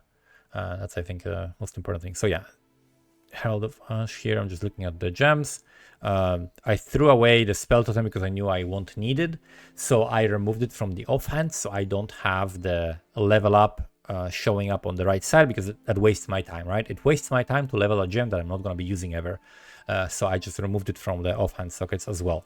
And if I want it to be really optimal, I would put some of the gems that I'm going to be using later on this character in my offhand slots. But I can still do that in, for example, Act 6, when I get access to all of the skill gems. And then I can just have spare currency that I can spend to buy those and then level them for the rest of the campaign, so that I can have them later on for a swap. I think I'll probably swap to the Penance Brand of Dissipation after, like, just like straight up after the campaign, or like after doing the third lab, before killing Kitava maybe, and then doing some Sanctums before finishing the campaign, maybe to save on the resistances, potentially, at least for the first few Sanctums. And you could even do Uber Lab, right? That way you could level in Sanctums and just do Uber Lab and not finish the campaign if you wanted to. So yeah, we're pathing to the right side. I think I've done around that day before, so I knew which direction to path for the most part. So the lab went pretty quickly. And here, I think this is the last fight, right? This is the third Izaro. So it should be the quickest, because he's not going to be stuck queuing in some animations. So easy peasy. Pick up this. Normally, you'd probably use a blue gem. You would use a blue gem and just turn it into a transfigured gem. But I don't care about this in this run. We're picking up the Consecrated Ground, because I think if you're picking up the crit, like, you're not going to have as much crit early on. The consecrated ground helps with the squishiness a little bit, and it helps to kill the monsters that are right next to you a little bit. And also we want the persistent consecrated ground earlier on, because after 3 labs I want to have it, right? So I want to have it after 3 labs so that I can potentially start using righteous fire, go low life, and just like go full glass cannon, a huge amount of damage for sanctums and stuff like that, which is what this character is kind of meant for. This is a very annoying temporal bubble monster. Here I think it is possible to skip with leap slam, but I haven't done the second jump well enough. I think there is one cage that I do skip in this run potentially, because you can skip this if you like jump in the corners. It actually does not trigger, right? Like, you know, in games there are like invisible areas where if your character steps into that area, that triggers something to happen in the game. And there's one mob here remaining. And so we are avoiding that by jumping like around the outskirts of this. In this one, I'm not doing that, but like maybe in the next one, I'm gonna be skipping it. Leveling all of the gems. These are actually very dangerous. These mobs, there's a lot of blue monsters coming at you at the same time. These chickens also shoot puncture, I think, and they have frenzy charges. So these guys do a lot of damage, attack quickly, and there's a lot of them at the same time from all directions. So these cages can be actually pretty dangerous if you, especially like don't have armor. You can get a lot of damage on you. Okay, so we are blasting through this. So we are still quite low level, and this is our area level 37, and the next area is level 38. So what I'm gonna do, and what I typically do, is I'm going to go to the waypoint and then go back to the Calms zone and go to the Calms level 37 zone and then do the both 38 zones. You're not wasting much time, you're just like one loading screen, but you get to have a little bit better XP curve, because if you are lower on XP and need to catch up, then you're doing area level 37, 37, and then 38, 38, instead of 37, 38, 37, 38. So it's a little bit better that way. So here I am level, what, 35, yeah. So we're 2 levels below the zone. I could do it either way. It does not really matter at this point. If I was like 1 level lower, then maybe it would be a wise thing to do. But here we could do it either way. So back to Crystal Veins and Calm's Dream. And just zooming through, I'm looking at my resistances. So I'm missing some fire res. I have like 62 fire res or something like that. So not too much. Definitely gotta be a little bit careful and look if I can improve my fire res somehow. Probably looking for like jewelry to either slap essences on or to just have like good base resistances and craft resistances on that. Another thing I can look for is also a better amulet. Could also look for better gloves. I probably can craft on gloves and on the helmet still, I think. This is definitely something you can look for. At this point, though, you should be capped on your resistances or pretty close to being capped on your resistances in Act 4. Because in Act 5, you should start looking for overcapping your resistances, right? So you should look to get to 105 elemental resistances. And that way, you're going to be on 75 resistances after you lose the 30 from killing Kitava, right? So you want to make sure that you overcap in Act 5 as much as you can to like 105. And the most important one I would say is probably the cold res, because of the monsters in Act 1, predominantly the most dangerous ones doing cold damage. So you have this like cold, like it's like, what's it called? It's like blast rain, but cold, right? That's kind of the skill that these guys shoot. Like actually these monsters that are here as well, like the Tukohama guys. So they shoot like in the air, like a barrage payload, and falls down and does cold damage in quick succession. That can freeze you and absolutely obliterate you. And then also the boss at the end, the giant crab, Brine King, does cold damage as well. So that's why cold damage, I think, is the one that I would, cold resistance, I would prioritize to cap in Act 6. So we got this guy, we leave 2 brands, we debuff him, curse, wave of conviction, put the war banner down, right, and just blast flame surge and kill him. Very, very straightforward, very, very simple. And then we're gonna go to the other zone, and the other zone is actually the wrong waypoint. I keep clicking. This happens multiple times this run, where I click just the absolutely pointless waypoint and then have to go back. Huge bleed from one of the statues. Actually, I don't remember it ever hitting me with a bleed before. I think that's because I mostly just pass them by and don't interact with them. But they actually can bleed, and the bleed was so nasty I had to actually stop because I don't have bleed removal on my flask. And somehow, some way, somewhere, I remember it was, I think, where was it? In one of the cages or something, I accidentally threw away my mana flask. I would have to go back in the video and see how I did it. You can guys write in the comments below the timestamp if you noticed it. When the hell did I throw away my mana flask? I threw out one mana flask, but of course, as everyone knows, the 4 flask tech makes you go faster. So for now, we're using the 4 flask tech. Another thing you can do at this point is you can grab a Sacred Life Flask, which has level requirement 36. And if you've done Einhar mission at least once and killed at least 4 yellow beasts, then you can go to the menagerie and craft bleed immunity, corrupted blood immunity, or like bleed removal on your life flask. And the Sacred Life Flask is a very good one to do that on, because the belly of the beast zone, which we are going to be heading now, is filled with monsters that just bleed you like crazy. Next zone is going to be very, very dangerous because of the bleed, but we should be fine as long as you have a decent life flask. You should be able to deal with it. And if you are in a panic and you're just getting hit, make sure to not move, right? If you're moving, you're taking basically 3 times the damage than if you're not moving. So you can just make sure that you're not moving, and then bleed is going to do less damage. So going to the Crystal Veins waypoint, talk to the Lady Dela, go to the belly of the beast, and proceed to the Malachi. And it's like we're so close to the end of the act. The act 5 is definitely the shortest one, the quickest one, and the character is almost set up. You can see the bleed is huge, but we got the life flask going. So again, another thing, whenever there is like bleed or damage over time, it's very easy to like over flask, because you're pressing your flask and then you still see that you're taking damage, so you're pressing it again. But you should actually avoid doing that. You need to like know that, okay, if you have a good enough life flask, it's gonna keep you up anyway. So pay attention to that. Make sure to not over flask, and you should be completely fine, because you're gonna have the life flask for the next time you're gonna be taking damage as well, right?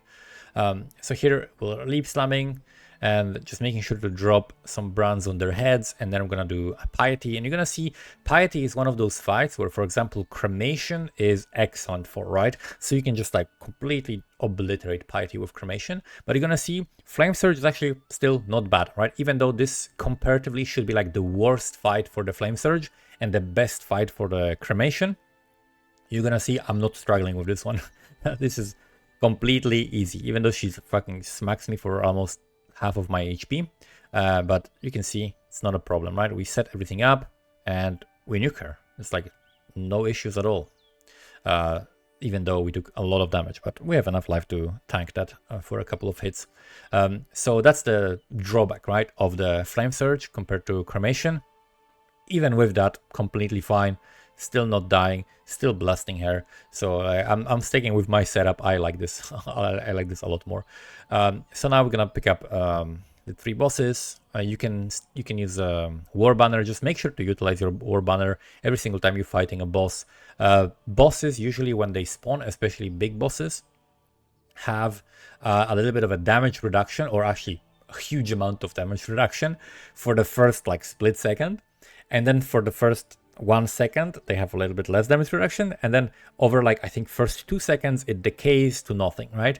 So typically you don't, if the fight will last like 5 seconds, you want to use the War Banner after the first 2 seconds, so that you're not hitting into the damage reduction, you're hitting with maximum efficiency, right? So you want to make sure that you're not like blowing your load too early, so to speak. And yeah, if you can relate to that, RIP. But this is basically what you want to do with the War Banner. So now we're going to kill the Maligaro. Again, just blow him up as well. And now we got some hallowed mana flasks, but my mana flask situation is completely fine. I don't need really much more mana regen than I have right now. So I don't even need to spend time picking it up. I just need to zoom, right? I have good levels. Overall, I tend to kill a little bit too much, right? Compared to like the speedrunners and people who go very, very fast.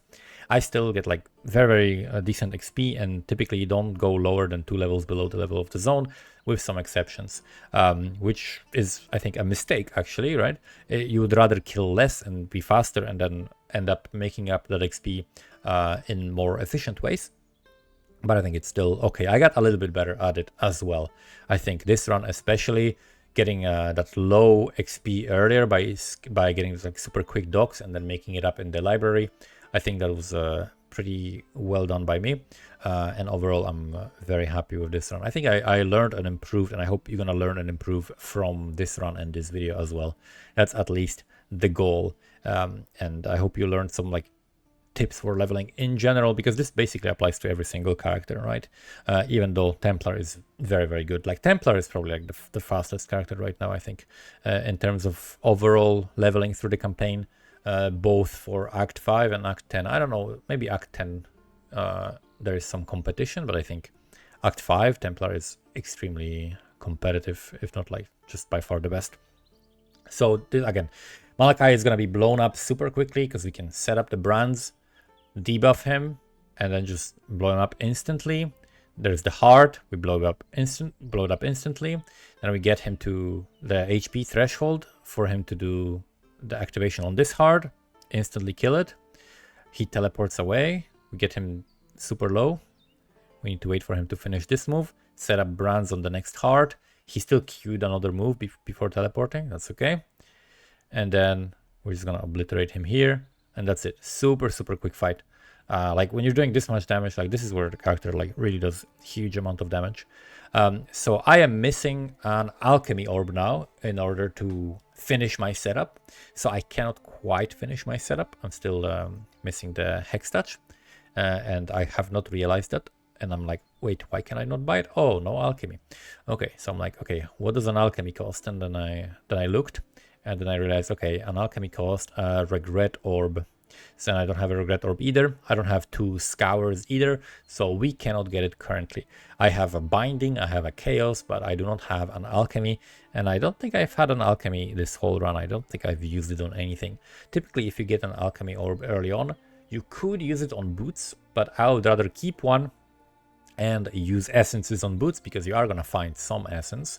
And the boots are not as important. I think I would rather finish my setup here and have that one alchemy than have like chance at movement speed boots, right? Because the alchemy here is guaranteed hex touch versus a chance at movement speed boots, which might not even hit, and it doesn't guarantee anything good compared to an essence, which typically you'd find like life or res on it or something like that. Very often you'll have like hatred or greed essences early on in the campaign. So this zone is very fun to play actually. With this, there's so much density, and nothing has like proxy shields or anything like that. The character is at peak of its power, so it's very fun to go through this zone. And I think at some point here I find regret, and that allows me to go back and grab the hex touch. And with the hex touch, the wave of conviction becomes super powerful, right? You can just drop 2 brands, or like even drop 1 brand on a pack if it's a magic pack, and then when you cast Wave of Conviction, it's gonna do damage, potentially ignite, it's going to debuff them, lowering their resistances, and it's gonna curse them, lowering their resistances further, and it's just absolutely massive debuff.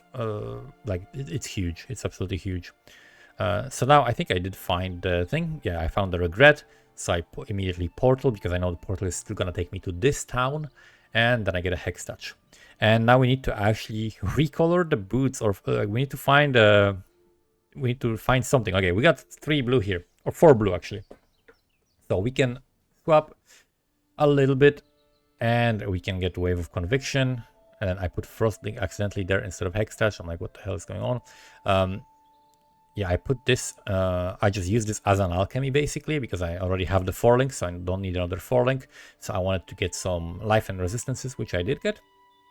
That's very, very nice. And I'm like, wait, why does it show Wave of Conviction by itself without support gem icons? I'm like, where's my thing? And then I find my hex touch in my inventory, and we're good. So now we have the setup finalized. So just to summarize what we have, Armageddon brand with elemental proliferation, with combustion, and with cruelty. Then we have flame surge, which we just used to blast this fool in the face, with faster casting, elemental focus, and Arcane Surge. Then we got Frostblink, Leap Slab. With Leap Slab, we got momentum and faster attacks. And then we've got War Banner, as well as Wave of Conviction, Hex Touch, and Flammability. And that's the whole setup. This is the whole setup that I'm going to be using until the end of the campaign. You can also like swap Immolate instead of Arcane Surge, and you can also fit in Herald of Ash if you pick up a few points for mana reservation efficiency, which we're going to do in the second half of the campaign. But those are just things for later. This is the general setup that we're going to play with at this point. And Act 5, what level am I? I think close to level 40 probably. Probably something like that. You don't need to get higher than level 40 really in this act. That's completely fine. If like level 40 by innocence, you're completely chilling and you can just keep blasting. So I'm trying to avoid killing too much. I'm not really worrying about like monsters that have proxy shields. I'm not gonna try to get into the proxy shield or anything like that. So yeah, 2 brands, debuff, flame surge, just blast them in the face, GG. We got some transmutations.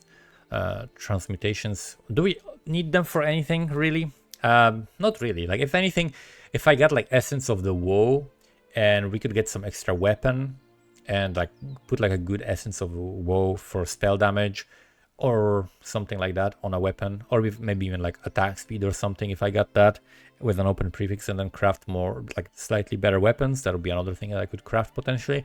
But other than that, the only thing I need is just like look for better items, right? I already have decent resistances. I can craft, I think, another res on the helmet, which it has life and resonance of blue 4-link.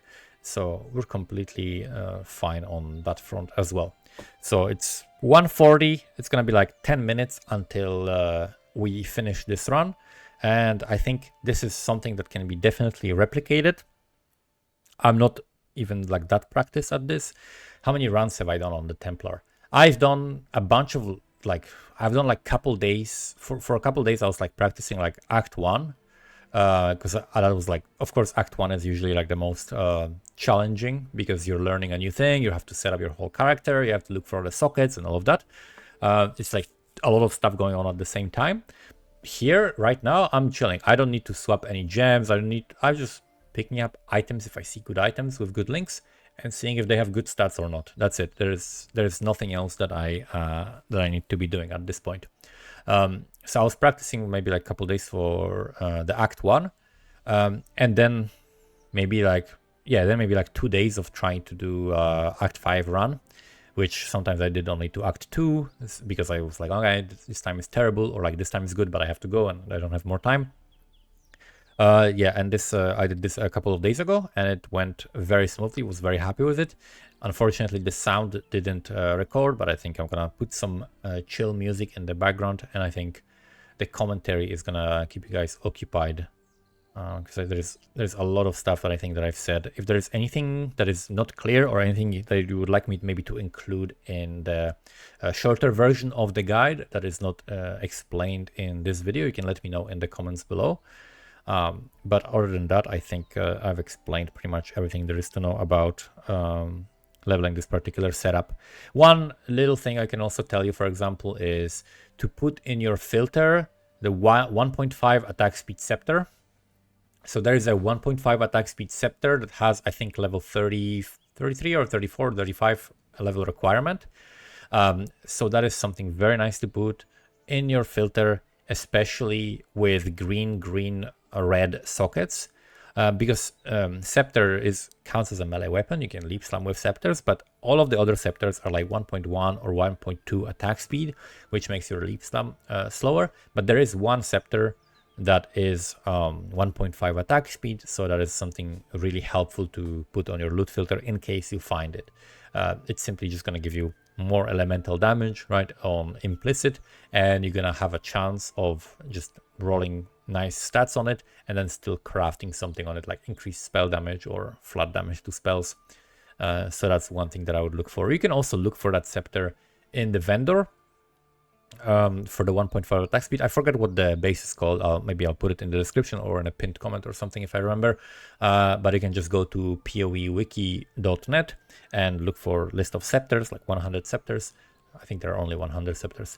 And then basically find the one that has 1.5 attack speed that has like level 30 something requirement, which is acquirable in the first half of the campaign. The Innocence fight, if you didn't know, the waves that he spawns of ads, he does it 10 times and then he activates, right?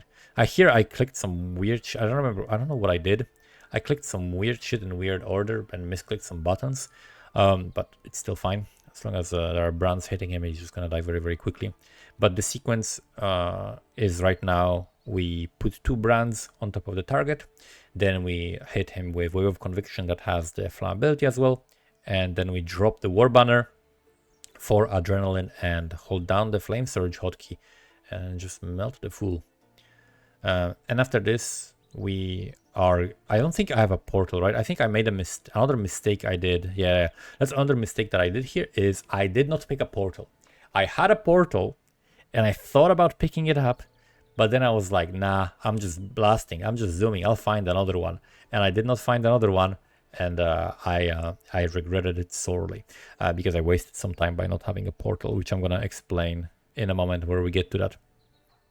This zone can be a little bit annoying as well with the proxy shield and everything, but at this point you really don't worry about anything other than just leap slamming forward and leaving some brands on your way. That's all you need to know. Just like leap slam forward, leave some brands on your way, and look at your level. If your level is within like 3 levels of the zone, you're happy. And you don't need anything else besides that.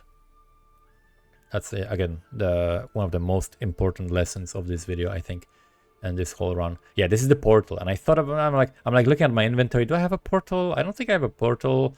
It's okay. And then I actually do need a portal and don't find it. Because now we're going to pick up this waypoint and we're going to the ossuary. And in the ossuary, you go slightly up and then you find a way to one of the sides, right? You go either left or right, depending on where the zone leads you. And then you click on the lever to open the gate. Then you go back to pick up the quest item, and then you go through the door because the door opens very slowly. So you open that lever first, right? To give the doors time to open while you are picking up the quest item. And especially when there's a recipe here at the league start, and you need to go this way rather than just logging out after picking up this item and going through the waypoint. So next we're pathing to the right, and then we can pick up cast speed wheel as well as the life wheel, which gives us extra resistances. And these resistances are very useful for the next act when we lose 30% for all res. So here's where you want to leave a portal, right? Like in this exact spot, you want to leave a portal. Basically on this X, you leave a portal. But I don't have a portal, so I cannot do that. So I'm going to have to rerun a little bit of the zone instead of taking advantage of the portal. But that's okay. So here, the one thing that I could have actually done to save a little bit more time would be like a nice adaptation, which I have not done. In this zone, in Reliquary, normally what you do is you do a loop and you come back to the waypoint after picking up the 3 of the quest items. But I should have actually logged out straight after picking up the 3rd quest item, because I don't need to run back to the waypoint because I don't have a portal up. So I could simply log out, go back to the waypoint, in the city square or whatever it's called, and then move downwards that way, right? And I would save time by not having to walk back to the waypoint in this zone. So I could actually salvage some of the time that I lost by not having the portal. And it's like a little optimization adaptation that I could have done, but I didn't, but it's okay.